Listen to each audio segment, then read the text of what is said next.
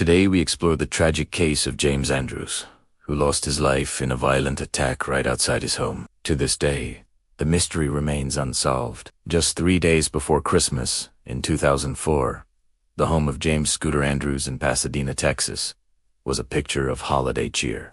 The house on Rosemead Drive sparkled with Christmas spirit. Twinkling lights framed the windows, plastic candy canes stood proudly in the lawn, and a red ribbon curled around the light pole like a festive promise. Inside, the warmth of family filled the air. Outside, something was about to change forever that would make the decorations felt out of place behind bright yellow crime scene tape. Sarah and their 3 young children, Haley, Cody, and David, were sharing breakfast. It was a cozy, familiar scene, a morning like any other. But in the blink of an eye, the holiday spirit would be shattered by a tragedy that, even today, remains a painful, unsolved mystery. James Andrews, who had just turned 34, was a devoted father. That's why, even after he and Sarah divorced, he was living with them again. It was complicated, but for them, it works. Sarah and James had been in each other's lives since high school. They married young.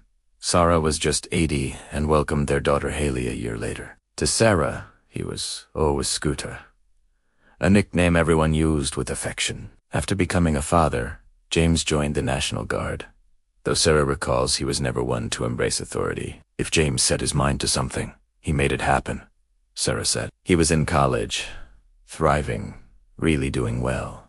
When he wanted something, he went after it. He couldn't bear to be away from his kids. That morning, December 22nd, James followed his usual routine, grabbing his wallet and phone. He walked outside toward his truck, ready to start the day. Sarah would later tell police she heard 2 popping noises, but she think James threw something on his truck. She rushed outside, still wearing her yellow robe with moons and stars trailing down the back. That robe would become a haunting symbol of the morning. Everything changed. Its sleeve was marked from where she leaned over James, searching for signs of life. In the crime scene photos, it's more than just clothing. It's a snapshot of heartbreak frozen in time. Her calls for help echoed through the quiet suburban street as shocked neighbors gathered, their faces reflecting the horror of the scene. Time stood still. No one saw the shooter. Not Sarah, not the neighbors. But Sarah did notice a white 2-door Mercury Cougar turning off their street moments after the shots rang out. Detectives looked into it, but the driver was never identified. The festive morning had turned into a somber nightmare. What happened to James Scooter Andrews? He was a family man, loved by those who knew him. He didn't seem to have any enemies. Yet, something terrible occurred in his own driveway. In the weeks leading up to that fateful day, those closest to him had noticed a change. James, normally a cheerful and engaged father, had become anxious and withdrawn. I don't know if it was one person or a group, Sarah said quietly, but James knew something was coming. I remember feeling so angry. If he sensed danger, why didn't he tell me? We could have done something. We could have stopped it. He was having trouble sleeping and seemed constantly on edge, as if he was carrying a heavy burden. Sarah tried to understand what was troubling him. She would ask, "What's wrong, James?" But he never confided in her. He kept his worries locked away, perhaps trying to shield his family from whatever was haunting him. We now know that alongside the normal stresses of life, James was navigating a difficult and contentious custody situation with a former partner, Misty Cartwright. They shared a daughter, Melissa. At the time, they was in a custody battle that, well, to say the least, was not pleasant. This added a significant layer of stress to his life. Since then, Misty has been in trouble with the law multiple times. She had various convictions for drugs. Was this connected to what happened? Or was there something else? Something no one knew about. The unanswered questions only deepened the mystery. Investigators immediately began looking into every aspect of James's life. Detective Chris McGregor spoke with family, friends, and neighbors, trying to piece together his final days and weeks. The emotion attached to it, the crying, the blood.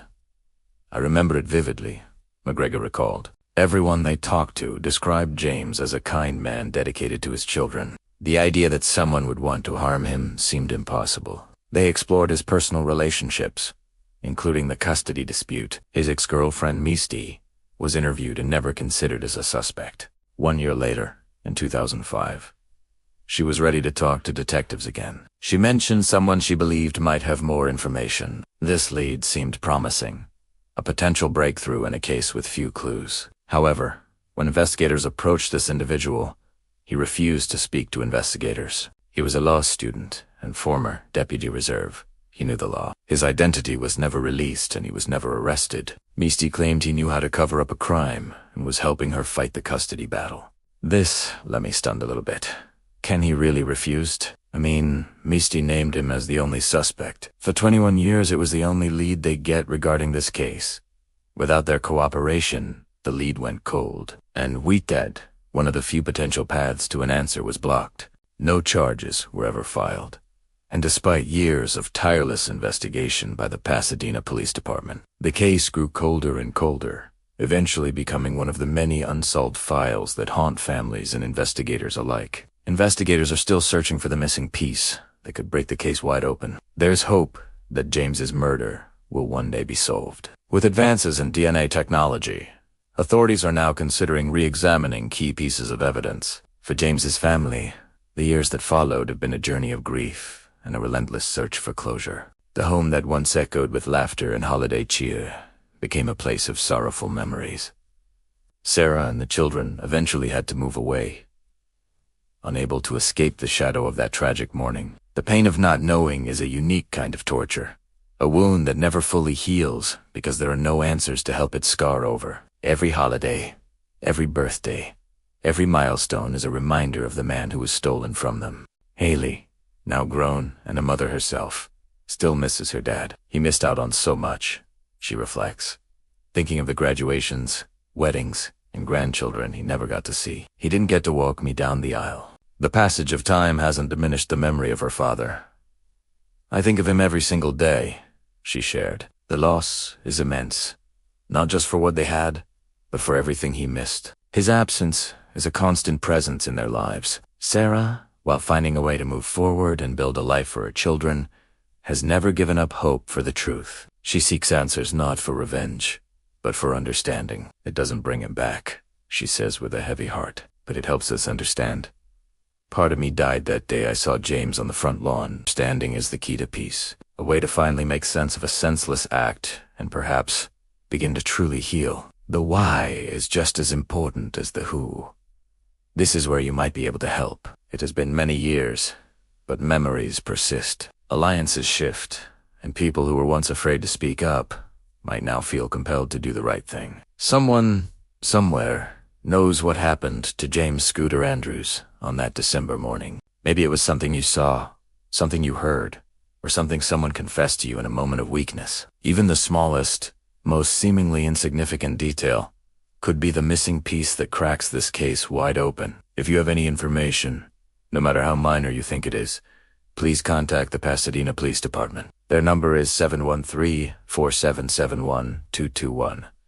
You can remain completely anonymous. Your tip could be the key to bringing a grieving family the peace and closure they have been searching for nearly 2 decades. Let's help bring justice for James. Thank you for taking the time to listen to James's story. Before we end this video, I want to share something healthy with you.